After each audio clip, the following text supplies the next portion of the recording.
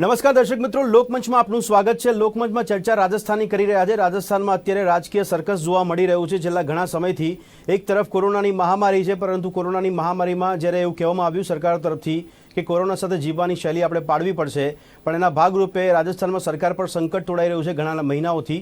અને એવામાં હવે આગામી 14મી તારીખની રાહ જોવાઈ રહી છે, કારણ કે સત્ર બોલાવવાની 14મી તારીખ નક્કી કરવામાં આવી છે। પણ એ 14મી તારીખનું સત્ર બોલાવે તે પહેલાં જ અહીંયા રાજકીય દાવપેચ જોવા મળી રહ્યા છે બીજેપી અને કોંગ્રેસ તરફથી। કોંગ્રેસ અને બીજેપી બંને એકબીજા સામે સમીકરણો ગોઠવી રહ્યા છે, જેમાં રિસોર્ટ પોલિટિક્સ જોવા મળી રહ્યું છે। અત્યાર સુધી મોટાભાગમાં કોંગ્રેસને કહેવામાં આવ્યું કે તેઓ રિસોર્ટ પોલિટિક્સ કરી રહ્યા છે, પોતાના ધારાસભ્યોને સાચવી રહ્યા છે, પણ રાજસ્થાનમાં એક નવો વળાંક જોવા મળી રહ્યો છે। બે બાબત આજે જોવા મળી છે। એક તરફ બીજેપીના જે એમએલએ એટલે કે ધારાસભ્યો છે એ ગુજરાતના પ્રવાસે જોવા મળી રહ્યા છે, ત્યારે સવાલ થઈ રહ્યો છે કે કેમ બીજેપી પોતાના ધારાસભ્યોને સાચવવાનો પ્રયત્ન કરી રહ્યું છે। તો બીજી બાજુ એક સમાચાર એ પણ મળી રહ્યા છે કે અશોક ગેહલોત પણ જે સચિન પાયલોટને ચક્રવ્યૂહમાં ભરાવી રહ્યા છે, એના ભાગરૂપે જે નોટિસ આપવામાં આવી હતી એ બધી જ નોટિસ હવે એસઓજીએ પાછી લઈ લીધી છે। આ પણ એક સમાચાર મળી રહ્યા છે।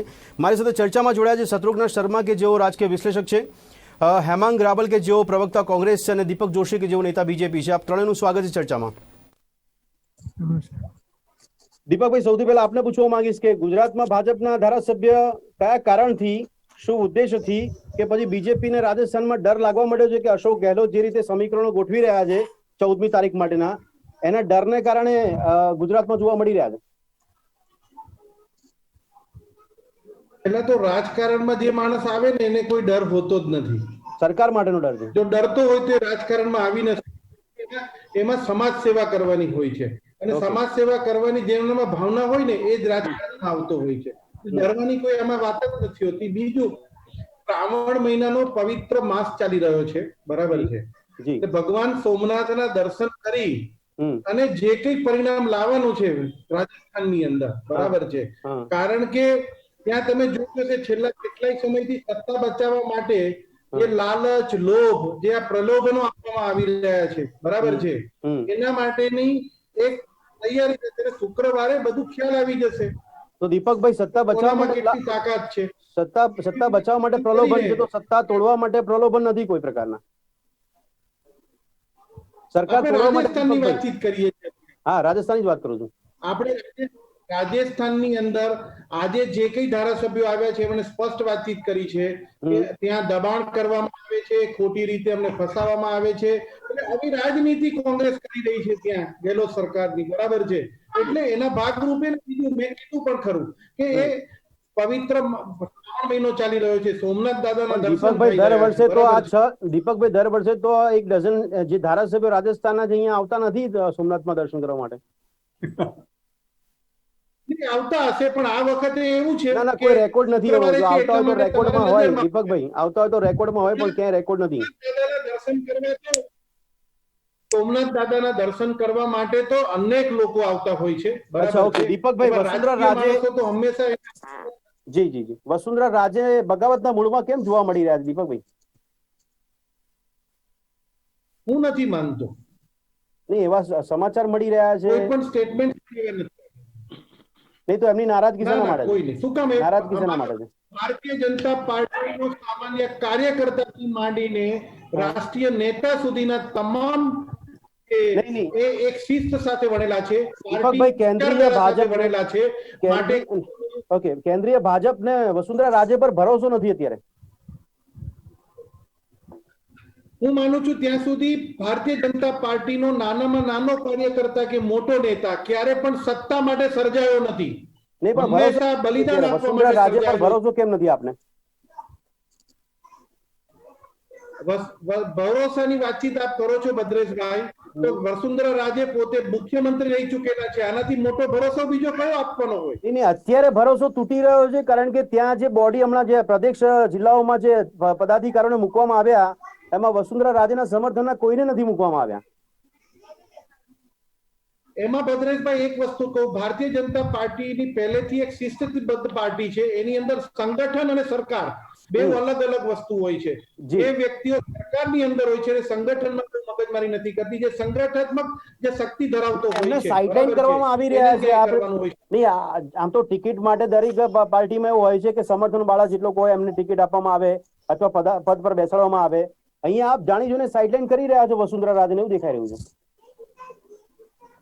ભારતીય જનતા પાર્ટીનો સામાન્ય નાનો કાર્યકર્તા પણ સક્ષમ જ હોય છે, એમાં કોઈ શંકાને સ્થાન નથી. કારણ કે પ્રદેશ એક વોર્ડના મંત્રીથી જો રાષ્ટ્રીય અધ્યક્ષ જો બની શકતો હોય તો માત્ર ને માત્ર ભારતીય જનતા પાર્ટી જ બનાવી શકે છે, લોકશાહી વાળી પાર્ટી. દીપકભાઈ, આપ કહો છો કે આપના ધારાસભ્યોને રાજસ્થાનમાં ગેહલોત સરકાર ડરાવી રહી છે, ધમકાવી રહી છે, પ્રલોભન આપી રહી છે, તો ત્યાં ફરિયાદ કરે ને, અથવા તો ઉપર લેવલ પર ફરિયાદ કરી શકે છે. ગુજરાતમાં પ્રવાસ કરવાની ક્યાં જરૂર છે? ટ્રેનિંગ આપી રહ્યા છે શું આપ 14 તારીખ પહેલાની?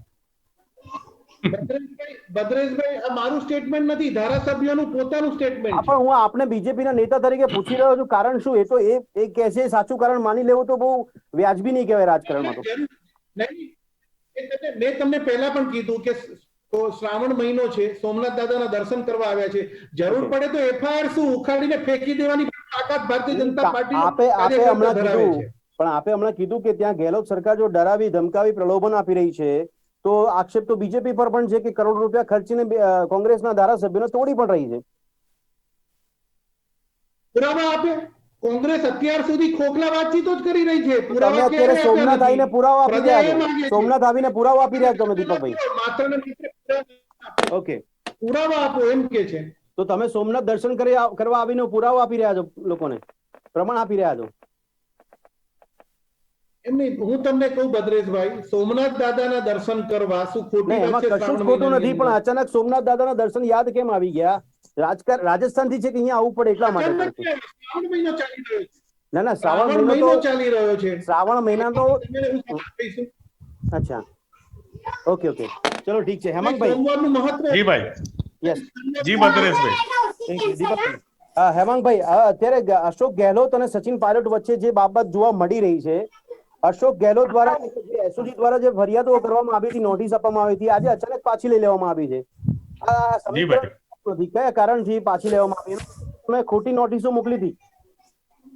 સૌ પ્રથમ તો આપને કહું કે રાજકારણની અંદર આજે જે કુદરતનો નિયમ છે ને, કર્મની થિયરી, જેસી કરની વેસી ભરની, ગુજરાતીમાં કહેવત છે ખાડો ખોદે તે પડે, એ બધી આજે ભારતીય જનતા પાર્ટીને અનુરૂપ કહેવતો સાબિત થઈ રહી છે. સૌ પ્રથમ તો આ જે ધારાસભ્યશ્રીઓ એ સોમનાથ આવ્યા છે, તો સોમનાથ ટ્રસ્ટે હમણાં એક જાહેરનામું બહાર પાડ્યું હતું ગઈકાલે કે ભાઈ 7મ 8મ જે છે એ તારીખો દરમિયાન કોઈ પ્રવાસી આવું નહીં. સોમનાથના બાકીના આજુબાજુના જે મંદિર છે, ભાલકા તીર્થથી માંડીને બધા જ મંદિર બંધ કરી દેવામાં આવ્યા છે.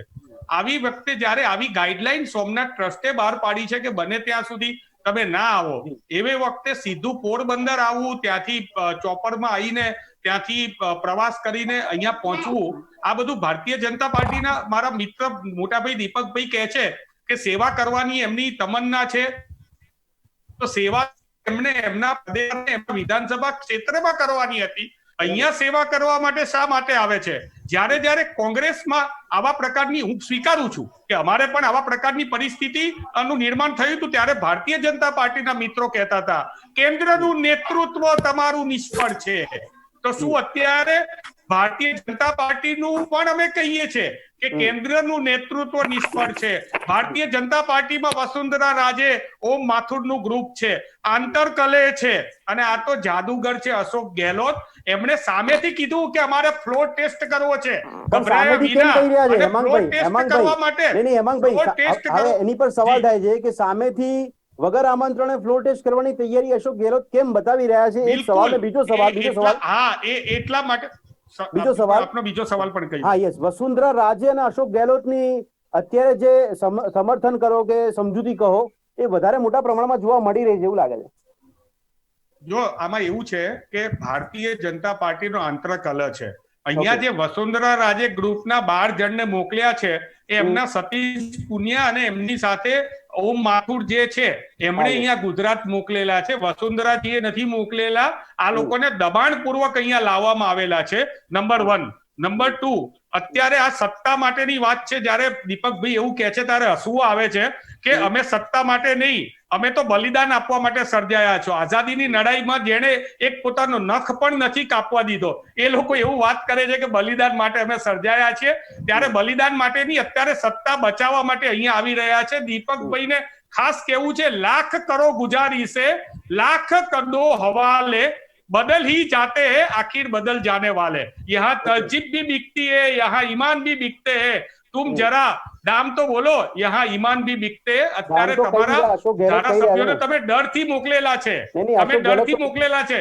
અશોક ગેહલોત કહી રહ્યા છે કે પ્રાઇસ વધી ગઈ છે, જેવી ડિક્લેર થઈ તારીખ 14મી ઓગસ્ટ એટલે એ પછી પ્રાઇસ વધી ગઈ। એટલે હું એ જ કહું છું ભાઈ કે દામની વાત હતી ત્યારે એમનું નેતાઓનું કોંગ્રેસને તોડવા માટેનું રેકોર્ડિંગ આ ત્યાં બહાર આવેલું છે શેખાવતજીનું, એ બધાએ જોયેલું છે। મારો સવાલ એ પણ છે જોડે કે અશોક ગેહલોત એટલે કે એસઓજીએ તે બધી નોટિસો પાછી કેમ ખેંચી લીધી? કોઈ ખાસ સમીકરણ છે અશોક ગેહલોતનું કે પછી તમે ખોટી નોટિસો આપીને એ સમયે ડરાવવાનો પ્રયત્ન વાત કરું કે ભારતના બંધારણની અંદર એક બહુ સ્પષ્ટ છે, પોલીસ કેસ પણ થયેલો હોય, કેસના ઉપર દીપકભાઈ માનદ માનનીય બહુ મોટા વકીલ છે, હાઈકોર્ટના વકીલ છે, એમને ખબર છે કે કેસ પણ થયેલો હોય ને કેસ થયા પછી પોલીસ તપાસ કરે અને સામેવાળા ઉપર ગુનો ને એવું લાગે કે નથી તો પોલીસ પોતે સી સમરી ભરીને કેસ હેમાંગભાઈ 126 એ રાજદ્રોહ દેશદ્રોહની કલમ લગાવવાની તમે પ્રયત્નો કર્યા છે। રાજસ્થાનમાં કોઈ નાની મોટી કલમ નથી લગાવી જેને તમે નાબૂદ કરવાની વાત કરતા હતા। હું તમને એ જ કહું, તપાસના અંતે આ જે છે આખું જ્યુડિશરીનું કામ છે અને પોલીસની તપાસનું કામ છે। આની અંદર કોઈ સરકારના મંત્રી કે એને કઈ નથી, પણ અહીંયા એક વસ્તુ બહુ સ્પષ્ટ છે કે ભારતીય જનતા પક્ષના ધારાસભ્યો એ હનીમૂન કરવા નથી આવ્યા કે નથી અહીંયા પોતે એ કોઈ દર્શન કરવા માટે આવ્યા। દર્શન કરવા માટે 13 તારીખ સુધી રહેવાનું, ભાઈ સોમનાથ મંદિરમાં 13 તારીખ સુધી રહેવાનું કામ એ અહીંયા ભારતીય જનતા પાર્ટીનો આંતર કલે છે અને એમને જબરજસ્તી અહીંયા પેકિંગમાં મોકલવામાં આવેલા છે। બાકી બીજું કંઈ નથી। હવે રાજકીય વિશ્લેષક છે शत्रुघ्न शर्मा जी। शत्रुघ्न जी, आप क्या बता रहे हो कि आपके हिसाब से वहाँ राजस्थान की जो पॉलिटिक्स चल रही है उसमें अभी क्या कुछ आपको देखने को मिल रहा है? क्योंकि 14 तारीख नजदीक आ रही है और 14 तारीख डिसाइड की गई है सत्र बुलाने के लिए। जी भद्रेश जी, राजस्थान विधानसभा का सत्र 14 अगस्त को शुरू होगा। बिल्कुल। और उससे पहले कांग्रेस और बीजेपी अपने अपने विधायकों को क्रॉस चेक करना चाह रही है, कौन कौन विधायक उनके साथ में है, कौन कौन सामने विरोधी पार्टी के संपर्क में है और क्या रणनीति बन रही है। जी, पिछले 2 दिन में जो राजस्थान की सियासत में उठापटक हो रही है उसका सबसे बड़ा कारण है वसुंधरा राजे। ओके। वसुंधरा राजे 2 दिन से दिल्ली में बैठी हैं। पहले उन्होंने भाजपा की अध्यक्ष जो जेपी नड्डा जी उनसे मुलाकात की, इसके बाद आज उन्होंने राजनाथ सिंह जी से मुलाकात की। जी, ये बिल्कुल बीजेपी और देश की राजनीति में बिल्कुल ओपन चीज है कि वसुंधरा राजे की प्रधानमंत्री नरेंद्र मोदी जी और बीजेपी के जो पूर्व अध्यक्ष और गृह मंत्री अमित शाह हैं उनके साथ बनती नहीं है। बराबर। लेकिन राजनाथ सिंह जब पहले अध्यक्ष रहे उनके साथ उनकी अच्छी टीमिंग है, इसी वजह से उन्होंने उनके साथ मुलाकात करके राजस्थान की राजनीति। लेकिन शत्रुघ्न जी, मिलने की वजह क्या लग रही है? मिलने की वजह यही है कि 1 सप्ताह पहले जब प्रदेश भाजपा के अध्यक्ष सतीश पूनिया ने अपनी कार्यकारिणी का गठन किया तो उसमें वसुंधरा राजे गुट के नेताओं को साइडलाइन किया गया है। दूसरी चीज, वसुंधरा राजे के जो विरोधी हैं, दूर विरोधी 2 लोग हैं। एक है जयपुर राजघराने की जो सदस्य हैं और सांसद हैं दिया कुमारी, और दूसरे पूर्व मंत्री हैं मदन दिलावर जो अभी कंप्लेंट भी, जिन्होंने बीएसपी विधायकों के कांग्रेस में मर्ज की कंप्लेंट और पिटीशन भी हाई कोर्ट में दायर की थी। ये दोनों ही नेता दिया कुमारी और मदन दिलावर आज की तारीख में वसुंधरा राजे के बिल्कुल खिलाफ है, बिल्कुल विरोधी है। इन दोनों को महासचिव बनाया जाना कहीं ना कहीं बीजेपी और बीजेपी का सेंट्रल और स्टेट लीडरशिप जो है उसने ये मैसेज दिया है कि वसुंधरा राजे की जो प्रदेश में राजस्थान की राजनीति में जो दखल है, जो उनका वर्चस्व है, उसको हम चैलेंज करते हैं। उनको धीरे धीरे हम लोग साइडलाइन कर रहे हैं। तो शत्रुघ्न जी, इन लोगों को यहाँ गुजरात भेजने के पीछे कोई वजह क्या है? गुजरात भेजे गए जो ज्यादातर विधायक हैं, अब तक मेरे पास जो जानकारी है 20 से 22 विधायकों को गुजरात के लिए रवाना किया गया है। उनमें से 12 विधायक साणंद के पास कैंसविले में ठहराए गए हैं। 6 विधायक जो है माधवपुर में फर्न रिसोर्ट में है और 5 से 6 विधायक जो है सोमनाथ के सागर दर्शन होटल में ठहरे हुए हैं। और ये इनमें से ज्यादातर जो है वसुंधरा राजे के करीबी गुट के हैं। वजह क्या, लेकिन इसकी वजह क्या है? इसकी वजह साफ है क्योंकि जो राजस्थान के पूर्व गृह मंत्री और विधानसभा में विपक्ष के नेता हैं गुलाब चंद कटारिया, हाँ बिल्कुल। उनका साफ कहना है कि बीएसपी के 6 विधायकों को अयोग्य करने की स्थिति में, हालांकि मुझे नहीं लगता कि वो अयोग्य घोषित होंगे, क्योंकि एंटी डिफेक्शन लॉ में बिल्कुल क्लियर कट है कि 2/3 मेजोरिटी अगर विधायकों की होती है तो वो दल बदल कर सकती है, लीगली कर सकती है। लेकिन यहाँ तो 6 के 6 विधायक कांग्रेस में शामिल हुए हैं। नहीं, लेकिन मायावती जी ने व्हीप निकाला था उनके एमएलए के लिए। व्हीप का पहले कोई व्हीप था ही नहीं, जब वो शामिल हो गए उसके बाद व्हीप का कोई मतलब हाँ, नहीं उनके शामिल होने के बाद व्हीप दिया गया और बोला गया कि कांग्रेस को समर्थन नहीं करना है। बीएसपी राजस्थान की जो राजनीति है उसमें चर्चाओं में रहना चाहती है, अपना एक प्रेजेंस वहां पे दिखाना चाहती है, उसके अलावा और कोई मायना लीगली कुछ दिखता नहीं है। रोल क्या देख रहे हो आप, क्योंकि बीजेपी जो है बोल रही है कांग्रेस की स्थिति है। बीएसपी के जो 6 विधायक मर्ज हुए हैं वो हुए हैं, विधायक दल मर्ज हुआ है। राजस्थान में party BSP as it is है। पार्टी मर्ज करना होता तब सेंट्रल लीडरशिप से पूछने की बात थी। सेकंड चीज ये कि बीजेपी को अभी ये डर सता रहा कि अगर 6 विधायक वोट नहीं करते हैं तो उस कंडीशन में अशोक गहलोत बीजेपी के नेताओं को तोड़ सकते हैं। और बीजेपी के नेताओं में सबसे ज्यादा इजी टारगेट है। नहीं, लेकिन अभी तक तो ऐसा देखने को मिला है कि कांग्रेस को डर रहता था कि बीजेपी उनके एमएलए को तोड़ेगी, और यहाँ पे आप बोल रहे हो बीजेपी को डर है। बिल्कुल, बीजेपी को अब यही डर है कि अगर गहलोत के पास नंबर गेम में 2 या 4 विधायक भी कम पड़ते हैं तो वो बीजेपी के विधायकों को तोड़ सकते हैं। और वसुंधरा राजे का शुरू से सॉफ्ट कॉर्नर रहा है गहलोत सरकार के प्रति, क्योंकि उन्होंने कभी भी ये पहल नहीं करी। अशोक गहलोत की पिछली जो गवर्नमेंट थी 2008 में, जी सॉरी 2013 में जो बनी थी, वो भी फुल मेजोरिटी के साथ नहीं आई थी, तब भी बीएसपी के 6 विधायक अशोक गहलोत ने मर्ज कर लिए थे। अब की बार अपने थर्ड टर्म में फिर से 6 विधायक मर्ज किए हैं। ઓકે, દીપકભાઈ, હવે જવાબ આપશો. રાજકીય વિશ્લેષકનું પણ અનુમાન એવું છે કે બીજેપીને ત્યાં એમના પોતાના ધારાસભ્યો તૂટે એવો ડર છે, અને એના જ ભાગરૂપે અત્યારે 20 જણા કહે છે, અત્યારે શત્રુઘ્નજી એમની પાસે માહિતી છે પ્રમાણે કે 20 જણા ગુજરાત પ્રવાસે છે. ભદ્રેશભાઈ, સૌથી પહેલા તો જે હેમંતભાઈએ જે વાતચીત કરી અને શર્મા સાહેબને હું એ કહેવા માંગુ છું કે આ લડાઈ ચાલુ ક્યાંથી થઈ? આ વિધાનસભામાં સત્રની બોલાવાની પ્લસ તો આ મેજોરિટી નથી, એ ક્યાંથી ચાલુ? કઈ પાર્ટીમાં વિખવાદ હતો? કોંગ્રેસમાં હતો. એમને એમના નેતૃત્વ ઉપર ભરોસો નથી. પછી હેમંતભાઈ એમ કે ભારતીય જનતા પાર્ટીના નેતૃત્વની વાત છે. બીજું તમે કીધું કે 14મી તારીખ સુધી કેમ છે? 14મી તારીખે સત્ર ચાલુ થવાનું છે, ત્યારે પહોંચી જવાના છે બધા, અને ત્યારે પોતાની સાબિતી આપવાના જ છે. એનો મતલબ આ સંકેત છે, આ સંકેત છે કે બીજેપી ને રાજસ્થાનમાં જે બીજેપી માટે દીપકભાઈ શર્માજી એક મિનિટ, દીપકભાઈ, એટલે મધ્યપ્રદેશ કર્ણાટકમાં જેટલી સરળતા બીજેપી ને મળી હતી, બીજેપી ને રાજસ્થાનમાં બહુ ફાઇટ મળી રહી છે. આ ડર એટલા માટે છે કે એમના ધારાસભ્ય તૂટી ના જાય એટલે ગુજરાત બોલાવવામાં આવ્યા છે. यस, यही बात मैं कह रहा हूँ भद्रेश भाई। राजस्थान बीजेपी के अध्यक्ष सतीश पूनिया और राजस्थान बीजेपी के प्रवक्ता रामलाल शर्मा ने ये बात साफ कही है कि हमारे विधायकों को मुख्यमंत्री अशोक गहलोत नहीं तोड़ सके, इसके लिए हम लोग अपने विधायकों को शिफ्ट कर रहे हैं। दीपक भाई, ભદ્રેશભાઈ, પહેલા તો એક વસ્તુ તમને કહી દઉં કે અમને રાજસ્થાનની અંદર અમને જે પ્રજાએ જે અમને અત્યારે જે આપેલી છે, બરાબર છે, અમને જે લોકમત આપેલો છે, અમે એ સ્વીકારેલો છે, અને એટલા માટે જ અમે વિરોધ પક્ષમાં બેઠેલા છે. અને એના માટે અમને કોઈ એવી સત્તાની લાલસા નથી, તમે સમજજો. પહેલી વાત તો એ સ્પષ્ટ થઈ છે. એ લોકો પાર્ટીની અંદર વિખવાદ છે, માટે આખે આ સમીકરણ ઉભું થયું છે, એટલે કોઈ આ વાત નથી. બીજું, હેમંતભાઈ નું એ કહેવા માંગુ છું કે જ્યારે મધ્યપ્રદેશની પરિસ્થિતિ થઈ, એ લોકો એમનું ઘર સાચવી નથી શક્યા, ત્યારે એ લોકો ખરીદ વેચાણ સંઘની વાતચીત કરતા હતા. તો અત્યારે શું એમના ગેહલોત સાહેબ ઉપર કે ખરીદ વેચાણ સંઘની આરોપ નથી? એ પોતે પ્રલોભન નથી આપતા? માટે બંને સરકાર દીપકભાઈ, એટલે બંને એક જ પાટલી પર બેઠા છો.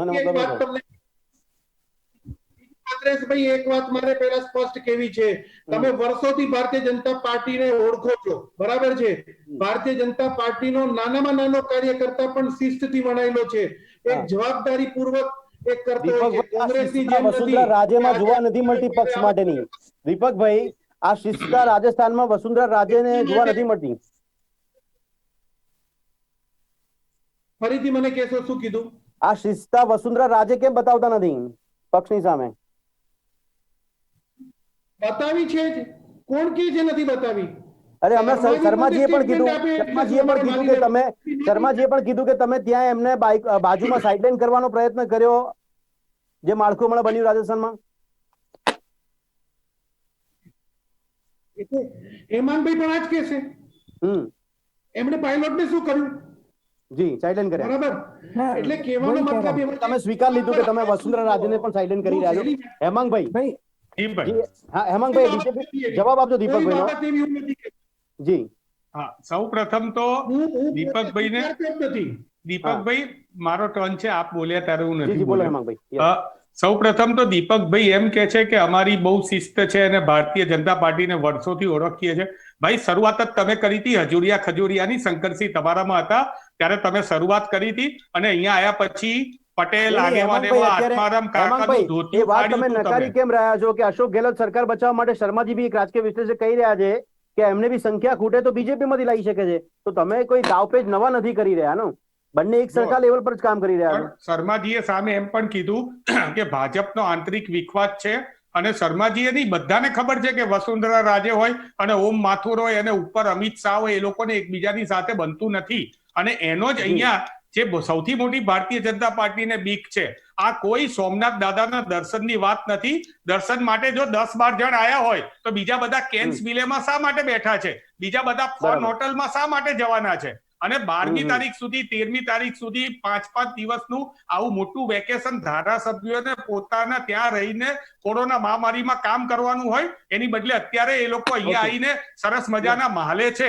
એટલે મહેરબાની કરીને દીપકભાઈ મારા મોટા ભાઈ છે, પરંતુ એમને દીપકભાઈ આપની બોલતી વખતે આપ બોલ્યા હતા ત્યારે નહોતો બોલ્યો હું, છતાં પણ તમારે જે બોલવું હોય બોલી શકો છો, પરંતુ ખાડો ખોદે તે પડે આ કહેવત ધ્યાન રાખજો.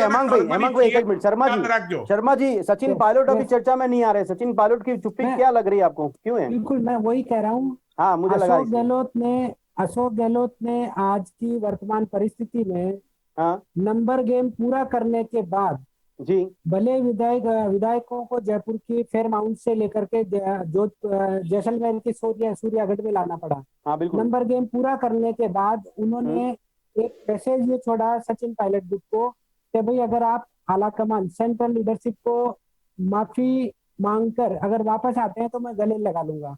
जी, मतलब उन्होंने अपना नंबर गेम पूरा करने के बावजूद पहला प्रयास ये किया कि सचिन गुड्डू अगर बाहर नहीं जाता है तो अच्छा है कि उनकी सरकार पूरे 5 साल चले, ये उन्होंने तैयारी करी. दूसरी चीज ये है कि अगर सचिन पायलट पहले ही क्लियर कर चुके हैं वो बीजेपी में नहीं जाएंगे, सही है, केवल कांग्रेस में रह के अशोक गहलोत का ही वो विरोध कर रहे हैं. जी, लेकिन अशोक गहलोत ये साफ मैसेज कर चुके हैं और ये जता भी चुके हैं कि वो मुख्यमंत्री का पद फिलहाल छोड़ने वाले नहीं है. जी.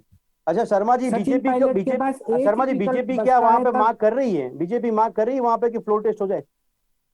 नहीं, बीजेपी ने एक बार भी अभी तक ये नहीं कहा कि अशोक गहलोत सरकार को फ्लो टेस्ट कराना. तो बिना मीडिया में बात चल रही है, तो अशोक गहलोत बिना वजह क्यों ये फ्लो टेस्ट करवाने की बात कर रहे हैं? देखिए, अशोक गहलोत अपनी सरकार को सुरक्षित करना चाहते हैं, पहली बात. दूसरी चीज, कांग्रेस की एक एक करके जो सरकारें गिर रही है या कांग्रेस के विधायक टूट रहे हैं, ठीक है, इसको सिक्योर करना चाहते हैं वो. और दूसरा, कांग्रेस में अपना नंबर गेम भी बढ़ाना चाहते हैं. जी. कि अब तक 6 से 7 स्टेट में बीजेपी ने कांग्रेस सरकारों को किसी न किसी तरीके से डिसमिस किया या वो उनके विधायक. ठीक है शर्मा जी, आपने बहुत सही बताया है. दीपक भाई, હેમાંગ ભાઈ, તમને બંનેને છેલ્લો સવાલ આપને કે એકબીજા પર આક્ષેપ કરી રહ્યા છો, કરોડો રૂપિયાની ખરીદી કરવામાં આવી રહી છે, તો આ સમીકરણ કોઈ જગ્યાએ નવું નથી જોવા મળતું. કોંગ્રેસ કે બીજેપી બંને આમને સામને આ પ્રયોગ કરી રહ્યા છે. શોર્ટમાં દીપક ભાઈ. ના, નહીતર પાછા હું બોલીશ એટલે હેમાંગભાઈ એમ કહેશે તમે વચ્ચેથી બોલો છો એટલા માટે. ક્લેરિફાઈ કરી શકો છો. હા, હું તમને સ્પષ્ટ કહી દઉં છું કે ભારતીય જનતા પાર્ટી ક્યારે પણ સત્તાની લાલચમાં નથી આવી. ભારતીય જનતા પાર્ટીનો નાનો કાર્યકર્તા હોય કે એમએલએ હોય કે નેતા હોય, એ બહુ સ્પષ્ટ જાણી લે. શર્માજી પણ જાણી લે, હેમાંગભાઈ પણ જાણી લે. એમને પણ અમારી વિચારધારા ફાવશે ને ગમશે. આ હું સ્પષ્ટ કહી દઉં છું. એટલા માટે કહું છું કારણ કે સર્જાયો નથી. જી, એવું કોઈ આરોપ લગાવ્યો જ નથી ને અમે તો. જી ભાઈ, નહીં, આરોપ હવે નહીં, એ તો પોલિટિકલ પહેલા તો ભાજપ- દીપકભાઈ આજે અવિશ્વાસની દરખાસ્ત પણ નથી મૂકી ને સરકાર બનાવવાનો ઓકે, ઠીક છે, બનાવવા માટે હેમાંગભાઈ. દાવો કર્યો. હા એક નાની વાત કરું, હું શોર્ટમાં, સાહિત્યનો હેમાંગભાઈ. પણ માણસ છું, તો સાહિત્યની એક સરસ મજાની ચલો એની સાથે ઝવેરી સમજૂત સાહેબે કરીએ. લખેલી છે, પીપરના પાન ખરતા હસ્તી કુપડિયા મુજ વીતી તુજ વીતશે ધીરે બાપુડિયા. અત્યારે દીપકભાઈ ની હાલત છે ને, જે ઠીક છે, ઠીક છે. મધ્યપ્રદેશની અંદર ને બાકીની બધી જગ્યાએ એમણે ઓકે, જે ગેમ હેમાંગભાઈ. કરેલી છે એવી હા, ગેમ કરી હેમાંગભાઈ, હવે શકતા લોકોને ખ્યાલ આવી નથી. રહ્યું એટલા છે. માટે જેવું વાવે Yes. તેવું લડો અને હા. જેવું કરો તેવું ભોગવો, એ ઓકે, કહેવત ઠીક અહીંયા છે. સાર્થક થઈ બસ રહી આ છે. કહેવત સાથે આ ચર્ચાને આપણે સમિંગ અપ કરીએ છીએ. દર્શક મિત્રો, રાજસ્થાનમાં 14મી તારીખની રાહ જોવા મળશે આપણને કે 14મી તારીખે સૌ કોઈની નજર ત્યાં પણ છે કે કોરોનાની સ્થિતિમાં વિધાનસભા સત્રની જે માંગ કરવામાં આવી હતી એમાં પણ ઘણા પ્રયત્નો બાદ આ તારીખ મળી છે કે સત્ર શરૂ કરવામાં આવે, પણ 15મી ને 16મી તારીખ રજા આવશે, તો 14મી તારીખ જો બાકાત થાય છે તો 17મી તારીખે પણ ફ્લોર ટેસ્ટ કરવાની તૈયારી જોવા મળે છે કે કેમ સરકાર બચાવવા માટે અને સરકાર તોડવા માટે બીજેપીની પણ જૂથવાદ રાજસ્થાનમાં ઉજાગર થઈ રહ્યું છે. તે પણ જોઈ રહ્યું કે એ સમીકરણો કયા પ્રકારે કામ કરે છે. આ ચર્ચાને સમાપ્ત કરી, આ ચર્ચામાં ત્રણેય ભાગ લીધો તે બદલ આપનો ખૂબ ખૂબ આભાર. ફરી મળીશું દર્શક મિત્રો લોકમંચ